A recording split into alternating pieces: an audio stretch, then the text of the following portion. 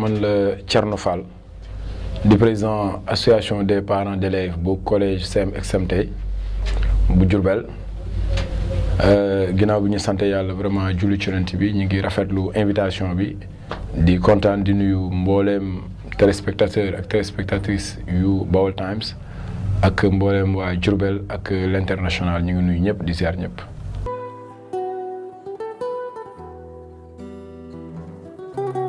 Association bi nag le 9 janvier passé bi ñu defee assemblée générale yàlla def vraiment la majeure partie des parents étaient présents ñoom ñoo ma tànn jiital ma pour ma nekk ci boppu association bi. association parents d'élèves nag dañoo amoon habitude ay vieux lañ ci daan gis ay mag ñoo ci daan ne ay paa ñoo ci daan ne ñun nag yàlla def ñu jiite ko ñun aussi ñu bëgg a innover. Mais pourquoi pas ñu ne toujours ce sont les vieux ñoom ñooy nekk les parents d'élèves alors que donc étant jeune yàlla def na ñu am suñu doom mu jaar CMT nga xam ne ñun nous sommes un produit des CMT yàlla def bu ñu demee élection ñu fal ñu bëgg nag vraiment doxal suñu mission def li ñu naan AP autrement.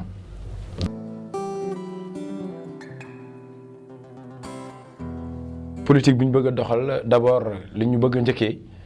mooy dañuy tenir des remerciements au nom de l'APE ci turu APE CMT yëpp ci turu parents d'élèves yi dañ bëggoon remercier rek génération yi nga xamante ni bii dañoo jaar CMT te ñoom ñu def li ñu naan retour à l'école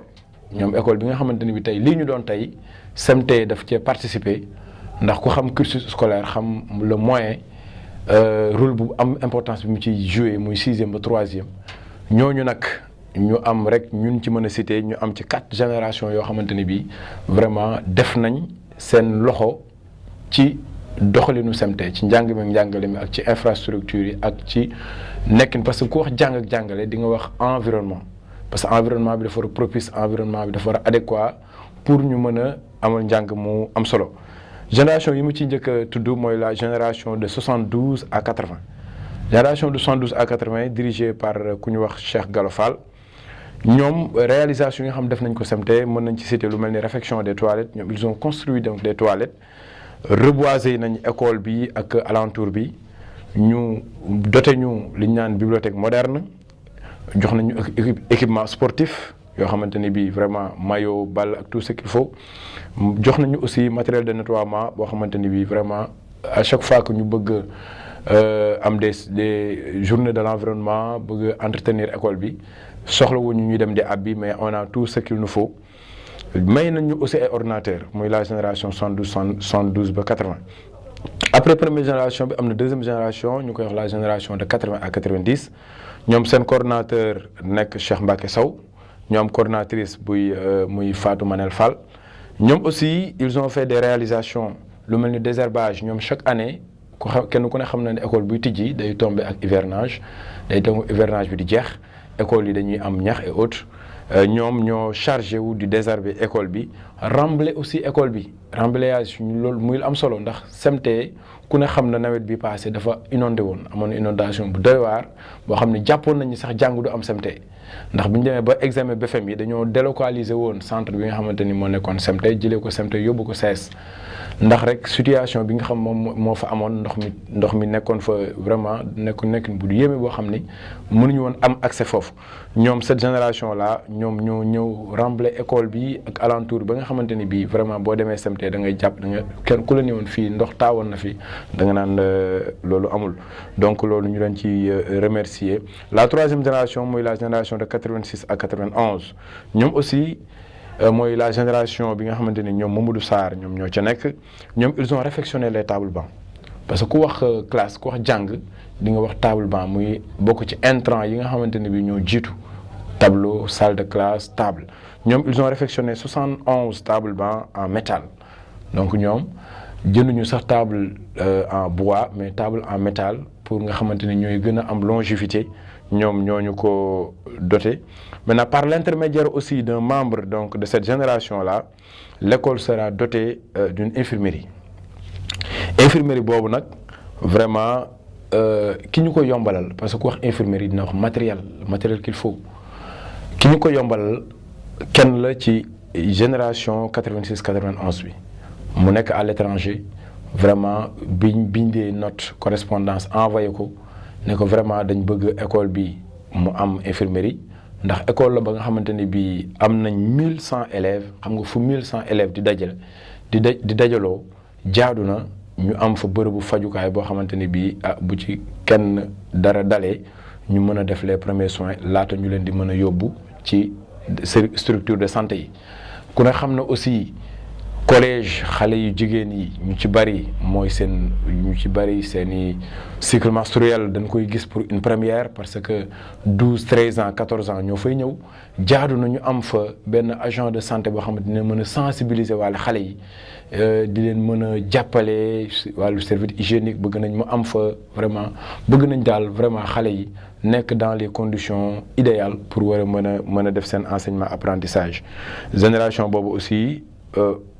may nañu aussi benn ci salle informatique boo xamante ni bi vraiment am nañ la tout le matériel nécessaire boo xamante ni bi mi ngi ci biir école bi. Maintenant dernière génération mooy la génération de 96 2011 2001 nga xamante ni bi suñu frère Modou Lo Thiam ci ñu ko jiite la bokk ak suñu sœur Fat Diop Seck ñoom aussi ñoo réfectionné la salle bi nga xamante ni moom moo la war a abriter l'infirmerie. ñoom ñoo ko carrelé ñoo ko peinture ba nga xamante ni bi salle bi dina mën a répondre norme yi nga xamante ni bi mooy norme hygiénique wala norme yi nga xamante ni moom lañ soxla pour infirmerie war a mën a dox. ñu préciser aussi sur fonds propres bu école bi l'école parce que yàlla dafa def cette année ñu am benn principal bu bees muy une dame une battante madame Fall ñëw fa ren moom aussi bi mu ñëwee mu bëgg innover. boo gisee infirmerie d'habitude ce sont les lycées ñoom ñoo koy faral di am bëgg na njëkk SMT muy nekk collège bi nga xamante ni bii mooy njëkk a abrité liñ naan infirmerie bi nag wax naa léegi tout à l'heure sabab bi principal ba moo wax nag muy madame Fall bi mu ñëwee aussi mu bëgg innover bëgg fexe ba nga xamante ni marquer son empreinte fexe ba nga xamante ni bii école bi day mën a dox dans les règles de l'art. bi ñu demee assemblée générale parents d'élèves yi dañoo wax seen naqar wax li ñu bëgg ci li ñuy xaar ci élèves yi bëgg nañ xale yi jàng bëgg nañu nekk dans les conditions moom aussi mu ne leen nag bu dee xale yi bëgg ngeen ñu jàng il faut yéen a ma ciy jàppale. ni ngeen ma ciy jàppale mooy lan il faut ngeen mettre xale yi dans les conditions de travail li ñu naan téléphone portable les appareils téléphoniques les appareils photo principal a été très catégorique. nee na carrément portable boo xamante ni bii ramassé na ko ci école bi da koy saisir téye ko ba jusqu'à la fin de l'année mu doog ko restituer élèves bi loolu parents yi ñoom ñoo ko d'accord ak moom ba nga xam ni il est formellement interdit d'amener le téléphone portable à l'école parce que ku ne xam na ni téléphone portable vraiment école du place am da nga ñëw pour jàng boo jàngee ba wàcc boo demee ba sa kër nag tu peux reprendre ton téléphone nga def ci li nga ci bëgg a def mais xale yi da ngay gis bu ñu amee intercalaire ils vont utiliser leur téléphone nekk ci connexion bi nekk ci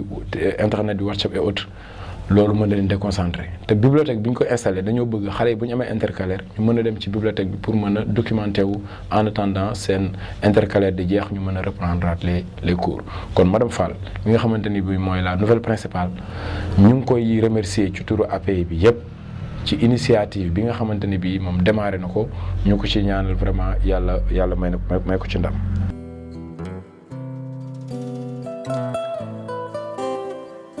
jërëjëf Mor laal nga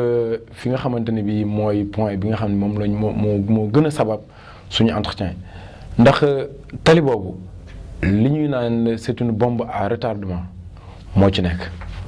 parce que tali bi xat na xataay ba nga xamante ne bii vraiment ñaari oto yu mag sax pour ñu jàllandoo fa c'est tout un problème kenn ki day obligé ralentir may kenn ki mu jàll su ko defee moom mu mën a continuer son chemin gis nañ ni vraiment li nga xamante ni moo ci xawoon a tane sax muy alentour yi nga xam da ngay wàcc tali bi dox ci suuf loolu mënatuñ ko am ndax ku ne xam na nawet bii passé inondation yi bari woon na ndox mi débordé na ba nga xamante ni bi dafa nangu les deux côtés fi féeteeg daral bi foofu c'est devenu maintenant inaccessible kenn mënatu fa jaar l'autre côté bi nga xamante ni bii moo jëm ci boor yi logement waa usines yi foofu tamit impraticable ce qui fait que les élèves sont obligés de marcher sur la route xale yi ñoo oto yi ñoom ñooy bokk tali bi te ku nekk xam na piéton moom dafa am yoonu boppam muy les trottoirs ak ci passerelles yi et autres mais bu ñu demee ba nga xamante ne bii xale yi ñoom dañuy bokk ak oto yi bu ñu bokk ak ñoom tali bi loolu c'est devenu dangereux may wax Mor mënuñu toog une semaine ba nga xamante ni bii accident de circulation mënu fa am soit dañ fay laal élève wala Jakarta laale fa mën ak mu Jakarta am wala benn oto laal fa Jakarta parce que la route est tellement étroite ba nga xamante ni bii foofu kenn mënu ko maîtriser vraiment ñun dañ ciy lancer appel les autorités commencé ci autorités yi nga xamante ni mooy les autorités de l'éducation les autorités éducatives ñu ngi leen di lancer appel la route qui traverse le SEM XMT vraiment nekk na route ba nga xamante ni bii vraiment jaaxal nañu trop ñun ëpp na suñu bopp ñun ñi nga xamante ni ñoom ñooy parents d'élèves ñu ciy saisir occasion bi di ci remercier le maire Malick Fall parce que gis nañ ni bi mu demee assemblée générale ci session budgétaire bi fu ministre des transports jaaree gis nañ ni il a pris la parole mu ne ko monsieur le ministre ñu ngi lay ñaan njaareem tali kat dañoo xat na nga fexe noo ko yaatale kon kooku ñu ngi ko ci remercier tali yooyu nag bokk na ci bi nga xamante ni moo jaar buntu SEMT yéeg ci montagne bi foofu daal vraiment ñu ngi bëgg bu ñu fa mënee am ay ralentisseur wala ñu mën ñu fa defal ay passerelle mënuñoo toog une semaine boo xamante ni bii firi ñu fa élève vraiment loolu doy na waar ku xam tournal bi ni mu xatee oto yi dañ daan saaraan di mbëkk miir chaque année di nga gis ñu réfectionner miiru école bi lan moo koy détériorer oto moom mooy tourner saaraan dugg fa récemment bi ñuy yóbbu ceeb yi ñu doon séddale ci corona bi gis nañ am na benn camion bu fa renversé woon ak ceeb bi parce que tournal bi xat na xataay ba nga xamante ni bii pour nga mën a maîtriser surtout un problème maintenant autorités yi ñun ñu ngi leen di lancer appel ñu trouver une solution dans les plus brefs délais ci tali bi nga xamante ni moom moo traversé SEM XMT parce que nag vraiment mi ngi ñuy dépassé vraiment mi ngi ñuy jaaxal parce que mënuñu toog semaine ba nga xamante ni bi laaluñu fa xale wala ay oto ci boppam laalante fa. donc vraiment foofu moom cri de cœur la boo xamante ni au nom de tous les parents d'élèves ñun ñu ngi ci lancer appel autorités yi ñu jàppale ñu ci les autorités éducatives waa administration bi en commençant par le préfet le gouverneur mu jàll ci ministre de l'intérieur dem ci président de la république ñu ngi ko ci interpellé vraiment bu ñu ci mënee dimbali dina doon la nga xamante ni vraiment moom dina gën parce que tali bi jaaxal nañu trop.